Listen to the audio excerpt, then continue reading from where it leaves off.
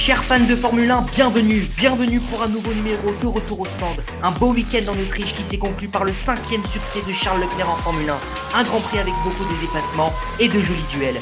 Au sommaire de notre émission aujourd'hui, la victoire de Charles Leclerc qui revient dans la partie après 5 grands prix sans podium. Une victoire analysée par l'équipe de Retour au stand.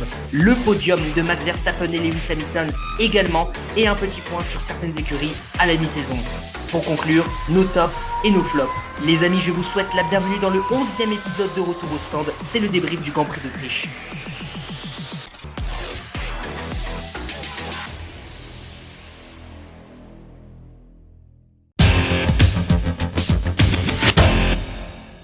Une belle bataille en 3 actes et au final, c'est Charles Leclerc qui s'impose du côté de Spielberg. 5e victoire en Formule 1 pour le Monégasque, la 3e en 2022. Un bon Grand Prix d'Autriche avec des dépassements et un peu d'action, moins bien sûr de ce qu'on a vécu à Silverstone. Pour débriefer avec moi aujourd'hui, l'inévitable Clément Bigois qui revient de ses vacances. Clem, j'espère que tu as profité comme il se doit. Et après le replay de la course, qu'as-tu pensé de cette 11e manche de la saison? Satisfait, j'imagine, du succès du Petit Prince. Quentin, vacances studieuses, toujours, il faut toujours garder un œil sur le téléphone ou sur la tablette. Et ça a été un Grand Prix plutôt intéressant. Je ne suis pas un grand fan de ce Red Bull Ring, mais comme je l'ai dit il y a une semaine, on a une nouvelle réglementation F1 qui permet beaucoup de dépassements. On en a vu des très très beaux et notamment une sublime bataille dans le milieu de peloton. Donc c'est encore un Grand Prix qui vaut une belle note. Je me souviens avoir vu 17, un peu plus de 17 pour le Grand Prix de Silverstone qui était exceptionnel. Et là, ça mérite un bon 15 avec bien toujours des problèmes de fiabilité, mais une Ferrari plutôt grandiose sur la piste le dimanche. Alors concernant la note, je tiens juste à préciser que la note Canal des abonnés Canal avait été de 15,1 sur 20, donc c'est vraiment pas mal comme note pour ce Grand Prix d'Autriche. Ah ben, je te propose d'aborder donc le plus fort d'hier, Charles Leclerc, qui a su redresser la pente après 5 Grands Prix sans monter sur un podium, des erreurs de stratégie, un moral en berne, mais aussi une écurie plus forte en face, on peut le dire, notamment au mois de mai. Après ces déboires, eh bien, l'été commence plutôt bien donc pour Charles. Une victoire très propre, Clément, avec notamment ces 3 rounds dans la bataille Charles-Max. Tu nous fais une petite analyse de ces dépassements? Ouais, c'est un Grand Prix de qualité pour Charles Leclerc, malgré des petites frayeurs. On y reviendra plus tard. Tu me lanceras sûrement là-dessus. Mais il a été au-dessus du lot. On a vu une Ferrari absolument magnifique en termes de puissance, de stabilité, et qui a été vraiment nettement au-dessus de la Red Bull. Max Verstappen l'a reconnu après course. On était un peu en dessous, dit-il face à la presse. Après la course sprint, on pouvait se demander si Red Bull n'était pas un cran au-dessus, mais finalement, Charles Leclerc et Carlos Sainz avaient rapidement dit qu'ils pouvaient trouver des solutions, notamment sur la dégradation des pneus, et c'est vraiment ce qui s'est passé. On le sait, Charles Leclerc est un gros travailleur malgré ses coups de sang, malgré le fait que ça soit un monégasque caractériel, mais c'est un peu la patte des champions, et ils ont trouvé la clé tout au long de cette course avec une stratégie discutable mais réussie, c'est ça le plus important surtout, et une victoire bien très importante puisqu'ils n'avaient plus gagné depuis l'Australie, le 10 avril. 5 courses sans podium, tu l'as dit, c'est absolument délirant pour un pilote qui se bat pour le titre mondial. Donc voilà, il ne reprend pas tant de points que ça à Max Verstappen sur le week-end, mais c'est une course très positive dans l'ensemble. On va devoir rester sur Charles Leclerc avant de parler de Ferrari globalement, mais ce qui mérite d'être bien souligné, eh bien, c'est la bataille très propre qu'on a vue durant ce Grand Prix entre les deux protagonistes principaux, Charles Leclerc et Max Verstappen, ceux qui vont certainement se disputer le titre en 2022, une bataille très propre, 3 rounds, comme je disais, voilà, où il y a eu une belle passe d'armes, où à chaque fois Charles Leclerc a pris le dessus sur Max Verstappen, et notamment il a plongé 3 fois à l'intérieur, 3 fois ça lui a réussi, et puis face à une Red Bull qui était en perte d'adhérence. Donc, pour toi, est-ce qu'il faut bien sûr souligner cette bataille très propre et cette relation, cette rivalité saine entre Verstappen et Leclerc? Ah, je suis totalement d'accord. C'est le mot, c'est rivalité saine. Les deux protagonistes au titre de champion du monde se sont battus en piste sans dégâts. Et ça, c'est le plus important parce que c'est tout ce que les fans de F1 veulent voir, c'est-à-dire une vraie belle bataille en piste. Il n'y a pas eu d'accrochage, il n'y a pas eu de sanctions, il n'y a pas eu d'énervement, de gestes d'énervement, contrairement à Alonso avec Yuki Tsunoda. Et Charles Leclerc, eh bien, ouais, au virage 3, a été très fort. Il a bien attendu ce virage et non celui du bout de la ligne droite pour faire ses dépassements. Max Verstappen a vite vu qu'il avait une voiture un peu en dessous. Donc, Charles Leclerc a parfaitement dépassé, parfaitement tenu sa ligne avec des très gros freinages et une voiture qui pivotait parfaitement. On a revu la grande Ferrari du début de saison. Et chose plutôt étonnante, moi je m'attendais vraiment à une domination Red Bull, on le sait, c'est le Red Bull Ring, c'est une piste qui plaît énormément à cette équipe autrichienne. Donc j'ai été étonné de les voir en difficulté sur le plan de l'adhérence, oui. Pour toi, est-ce qu'ils ont passé un cap depuis leurs problèmes, notamment de Bakou? Je vais te faire le même refrain qu'à chaque occasion de débriefer les Grands Prix. On n'aura pas de cap franchi au niveau de la fiabilité parce que c'est une nouvelle voiture, entre guillemets. C'est une nouvelle réglementation. On a toutes les équipes qui sont absolument touchées par des petits problèmes, que ce soit des pièces privées ou des pièces publiques. On le sait avec Alonso, touché par un souci électrique, mais c'est une pièce commune à toutes les voitures. Mais sur le plan de la qualité du travail fourni par Ferrari, oui, ils étaient là, ils ont moins dégradé les pneus que les autres équipes. Après, il y a eu ce moteur explosé pour Sainz, alors que Ferrari avait moyen de réaliser très clairement le doublé. Max Verstappen l'a dit dans sa radio après course, on aurait sûrement été 3, donc la deuxième place est un bonheur. Il aurait perdu plus de points, il en garde 38, le Hollandais d'avance sur Charles Leclerc. Et au constructeur, Ferrari aurait également fait un bond. Ils ne prennent que 7 petits points à Red Bull, c'est trop peu. Mais quand on lit entre les lignes, ils ont tous, chez Ferrari, hâte quand même d'être en France. Là aussi, piste plutôt Red Bull, mais la performance Ferrari en ce moment, eh ben, elle a toujours été très rapide. Maintenant, il faut qu'elle aille au bout du Grand Prix. Ça a été le cas pour une des deux voitures et c'est bien le plus important. On va tout de suite revenir en fait sur ce problème de fiabilité. Déjà, une image assez impressionnante avec Carlos Sainz et la monoplace qui prennent feu, assez incroyable, une scène que moi j'ai vécue en direct, avec notamment le frein à main qui n'est pas mis sur la monoplace 55, et du coup Carlos Sainz qui recule et la voiture est en feu. C'est dommage, du coup, comme tu l'as dit, puisque ils étaient capables d'aller chercher le doublé.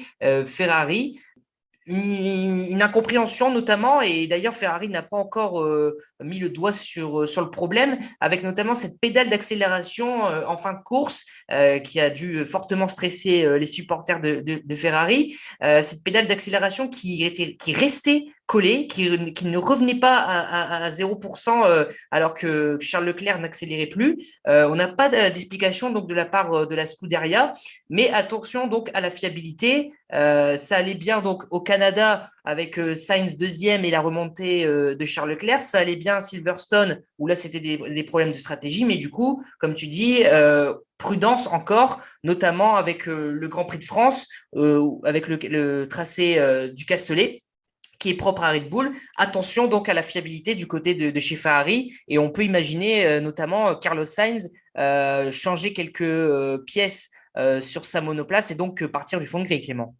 Ouais, c'est ce que je pensais, que je crois qu'il arrive peut-être en fin de ses MGUH et MGUK et de son turbo. On a vu même la voiture exploser. Tu le disais, on a vu le capot vraiment comme une bombe, voilà. Tout est parti en fumée alors qu'il C'était très vite. attaquait, il revenait, mais comme une bombe sur Max Verstappen. Il allait normalement le croquer et se diriger vers sa deuxième place. Et c'est encore un souci. J'ai plus de crainte sur ce côté du souci Ferrari avec le moteur qui explose que le entre guillemets petit problème de pédale d'accélérateur côté Charles Leclerc. La pédale qui est restée au 1/5, il restait 20% en fait de la pédale appuyée. C'est peut-être de ce côté-là peut-être un problème hydraulique, je ne sais pas, mais j'ai moins de crainte là-dessus. Mais c'est vrai que les tifoso Ferrari en direct ont forcément tremblé parce qu'il n'y avait que seulement 3 secondes 5 d'écart avec Max Verstappen. On s'est dit, voilà, 7, 8, 9, 10 tours, je crois, là-dessus. Ça peut être très long malgré le tracé d'une minute 10 du Red Bull Ring. Il fallait quand même pas que le Grand Prix se prolonge. C'est encore un petit coup de stress. On a vu Mattia Binotto ne pas regarder quasiment la fin de course. C'est Laurent Mekies à côté sur le muret Ferrari qui lui commentait. Ça en dit long sur la pression, sur le stress du côté de Ferrari. Bien, je te propose de passer aux pilotes sur le podium, Max Verstappen et Lewis Hamilton. Max Verstappen qui a connu un bon début de week-end avec les qualifs et la course sprint remportée à domicile au Red Bull Ring, 2 sur 2 en course sprint en 2022 d'ailleurs après Imola. Le Néerlandais a par contre manqué de rythme en course, pas d'adhérence au niveau des pneus, c'était même catastrophique avec les pneus hard. On a vu une grande partie du Grand Prix en souffrance, Max Verstappen, avec à chaque fois Charles Leclerc qui remontait sur lui et qui lui prenait la première place, pardon. C'était un petit peu mieux en médium à la fin du Grand Prix, mais c'était même pas encore assez pour revenir sur Charles Leclerc qui avait ses problèmes avec la pédale d'accélération. Un Grand Prix de ce fait moyen, pourrait-on dire, Clément, pour Max Verstappen et Red Bull à domicile sur le Red Bull Ring? Bah, finalement, si on doit donner une note au week-end Red Bull ou plus particulièrement au week-end Verstappen, ça serait 6 sur 10 parce que le vendredi a été réussi, le samedi aussi, mais le dimanche, ils sont passés à côté. Alors, certes, ils sont passés sur une stratégie, entre guillemets, à un arrêt. On a le droit de féliciter Ferrari qui a été bon dans les stands, qui a été bon sur le muret, donc c'est-à-dire côté stratégie, côté changement de pneus, il y a eu quelques petits ratés, il me semble, côté Red Bull. C'est Mais d'ailleurs la question que j'allais te poser, c'est est-ce qu'on n'a pas arrêté finalement Verstappen trop tôt, au 13e tour?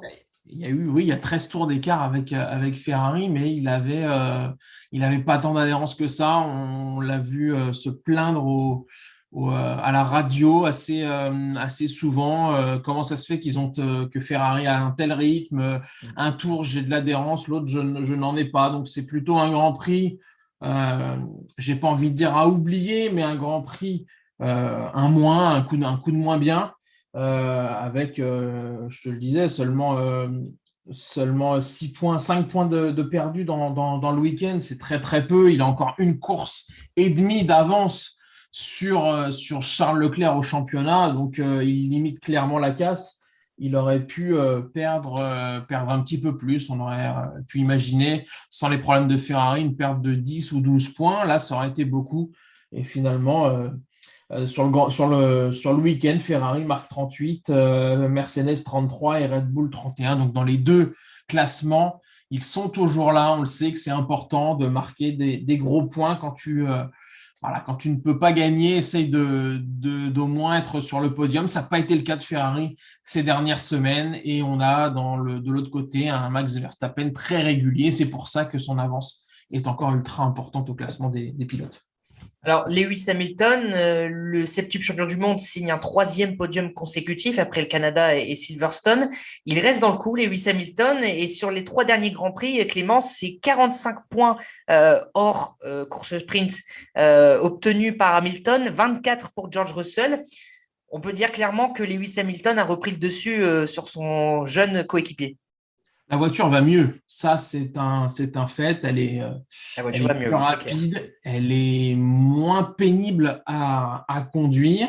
Et comme on dit depuis le début de saison, depuis ce fameux Grand Prix de Bahreïn, c'était le 20 mars, eh bien, Mercedes est là quand il faut. C'est-à-dire que Sergio Pérez n'a pas terminé la course après un gros accrochage avec George Russell. Mm. Carlos Sainz n'a pas fini la course. Lewis Hamilton, d'habitude, se bat pour une 5e ou 6e place. Mais comme là, eh bien, les deux pilotes numéro 2, si on peut dire ça comme ça, des écuries de pointe n'ont pas terminé cette course, eh bien, Hamilton en a profité pour marquer des gros points. Voilà, il passe la barre des 100 points au 11e Grand Prix. C'est tard pour lui, mais il a fait le job.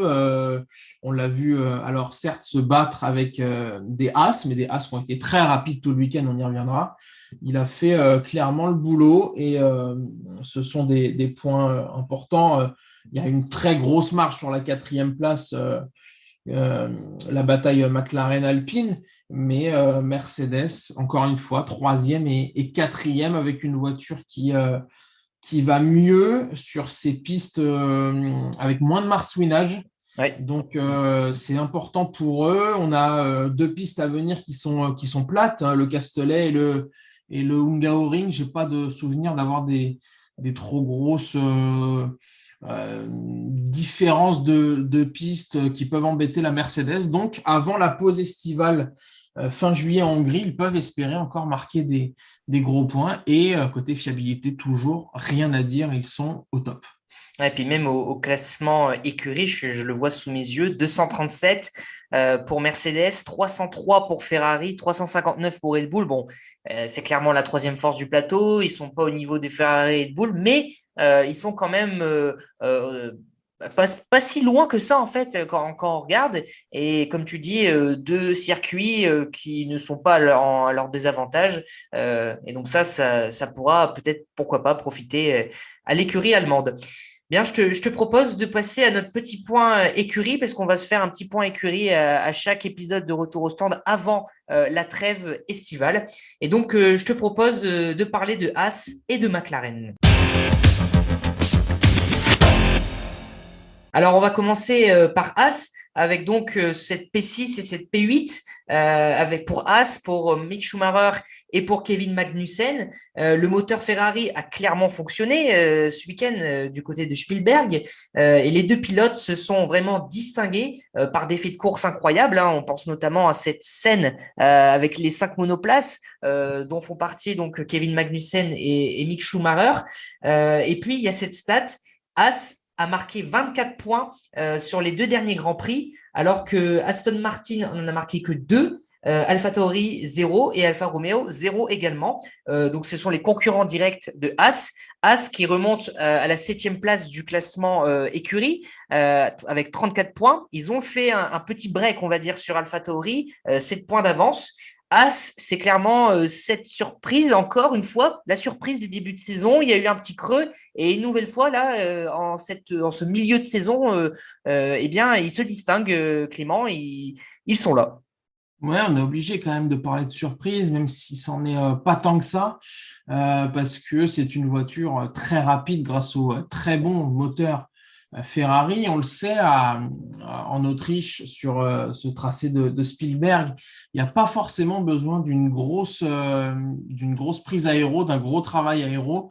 On sait que ça n'a pas d'énormes moyens, mais ils ont un moteur, ils ont une puissance et on les a vus vraiment se balader en piste face aux McLaren, face aux Alfa Romeo. Ils ont été impressionnants. Et tu l'as dit, hein, ce 24e tour avec une sublime bataille à 5. Il y avait Magnussen dans le coup, Mick Schumacher, Lando Norris, Alonso, Guan Yu Zhou et Exact. aussi. On a vu vraiment une passe d'armes de très haut niveau. Ça rappelle pas celle de Silverstone qui était d'un niveau exceptionnel, mais c'était une très très belle bataille qui a forcément plu aux fans de F1. Et puis voilà, des gros points avec une 6e place pour Mick Schumacher, dont les jours semblaient peut-être compter à la fin de saison. Et là, eh bien, il marque des points très importants, 8 points, ça fait 12 pour pour lui. Bon, ça va être compliqué d'être dans le top 10, mais en tout cas, ces points permettent à Baby Choumi de montrer que ce n'est pas un guignol, comme beaucoup ont pu le penser. Il a été performant, il a été dur aussi dans ses défenses et ses attaques, mais un gros week-end de sa part et de Kevin Magnussen.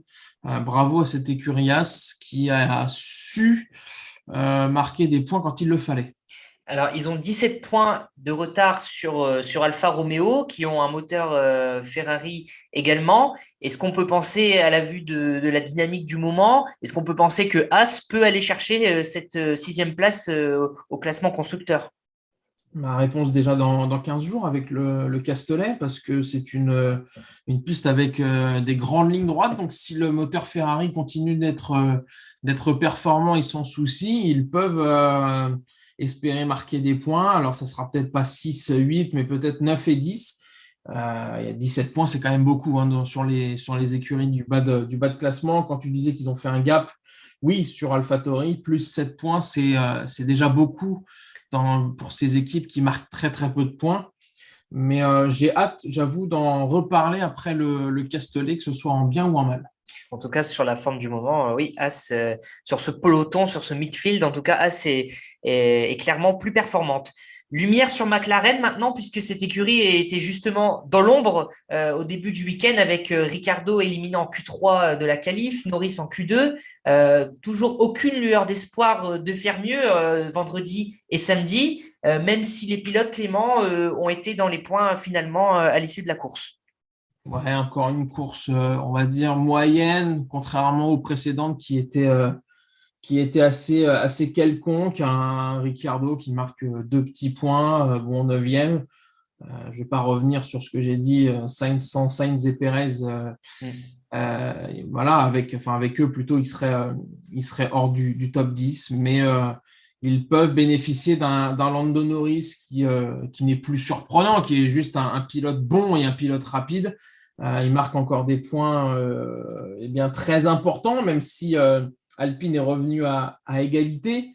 On peut compter sur un Lando Norris voilà, qui travaille très très bien pour le coup. Il a rattrapé 4 places depuis la course sprint.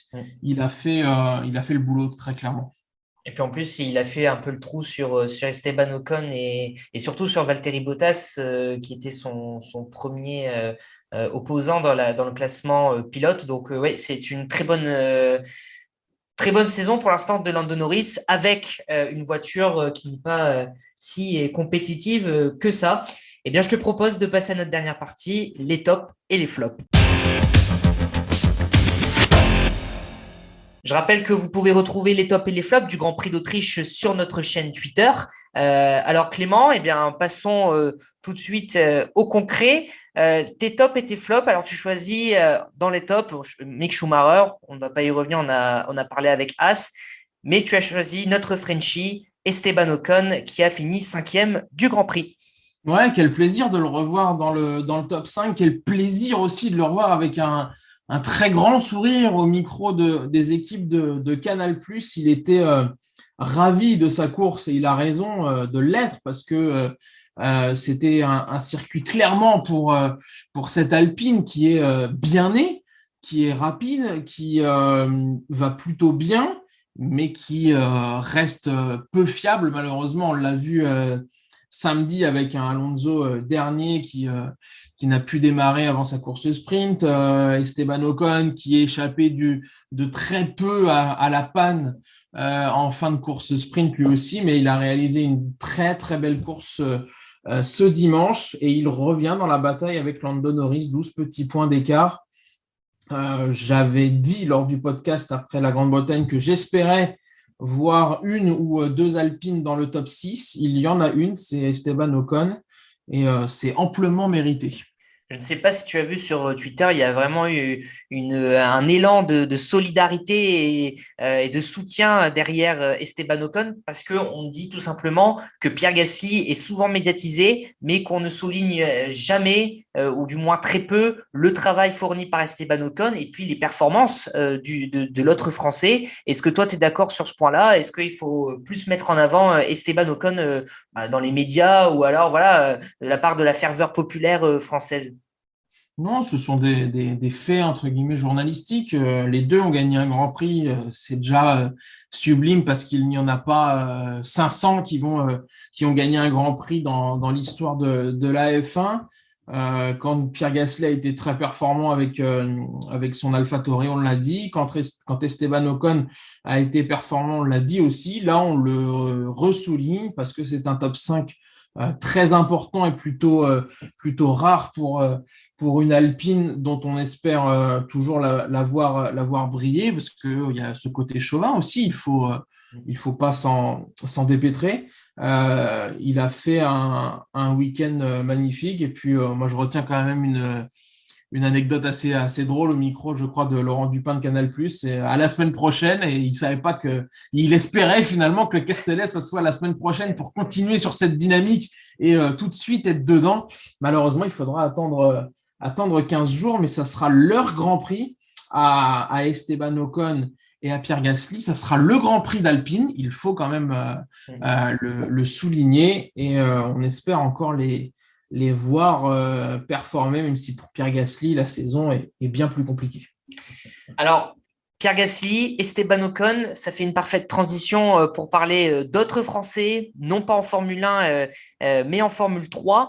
Je sais que tu tiens tant à ta petite rubrique Formule 3 et encore une fois, ce week-end, sous la pluie, eh bien, Isaac Hadjar et Victor Martins nous ont régalé encore une fois. Eh bien, je te laisse en parler, cher Clément. Ouais, deuxième victoire en 2 week-ends pour Isaac Hadjar, cette fois-ci qui a gagné la course longue, celle qui rapporte le plus de points. Il est très performant, ce jeune, tout comme Victor Martins, et il ne faut pas oublier Arthur Leclerc. Les deux Français, plus le Monégasque, sont aux 3 premières places du classement général de F3. Il reste 4 Grands Prix à disputer, dont celui de Budapest dans 3 semaines. Ils ont été très très forts dans cette course de Formule 3 au-dessus du lot, et on est content d'entendre une Marseillaise lors d'un Grand Prix, même si c'est très tôt le dimanche matin. Je le dis toujours, c'est l'avenir. Donc Isaac Hadjar et Victor Martins, mais aussi le petit frère de Charles Leclerc, sont au rendez-vous et bien font briller les couleurs françaises, oui, mais surtout montrent qu'ils sont très forts en piste, que ce soit la gestion émotionnelle, mais aussi les dépassements. On sait qu'en F3, en F2, il y a beaucoup de soucis avec côté sécurité, mais eux, ils sont assez propres. Ils passent à travers les gouttes et bien montent sur des podiums et ramènent des trophées chez eux, donc bravo à eux. Arthur Leclerc, qui fait partie donc, de l'académie Ferrari, Isaac Hadjar, qui est suivi par Red Bull, et puis Victor Martins, qui fait partie de l'académie Alpine. Eh bien, nos Français, en tout cas nos francophones aussi, pour parler d'Arthur Leclerc, eh bien, ont leur pion déjà peut-être de placer pour le futur. Alors, Clément, tu as innové avec un top flop, top et flop en même temps. George Russell, explique-moi pourquoi.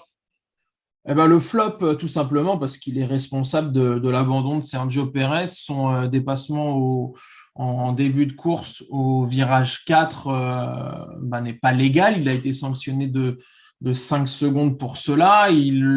Certes, il glisse un peu, mais il ruine complètement la course de Sergio Pérez qui a abandonné au 25e tour. Donc ça, j'ai pas aimé, parce que d'habitude, ce n'est pas un pilote qui fait autant de grosses erreurs. Et après, eh bien, il faut quand même souligner sa remontée fantastique pour se classer quatrième. Il a une nouvelle fois montré qu'il était très rapide, bon gestionnaire, capable de faire beaucoup de dépassements. Donc George Russell qui signe eh bien un nouveau top 5, même si la série s'est arrêtée s'est arrêté à Silverstone.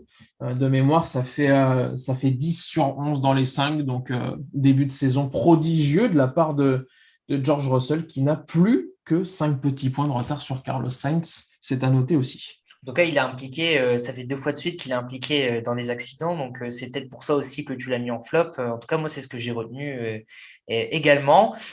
Tes flops, Vettel, AlphaTauri, Vettel, pourquoi? Pour son coup de sang, notamment dans le débrief des pilotes?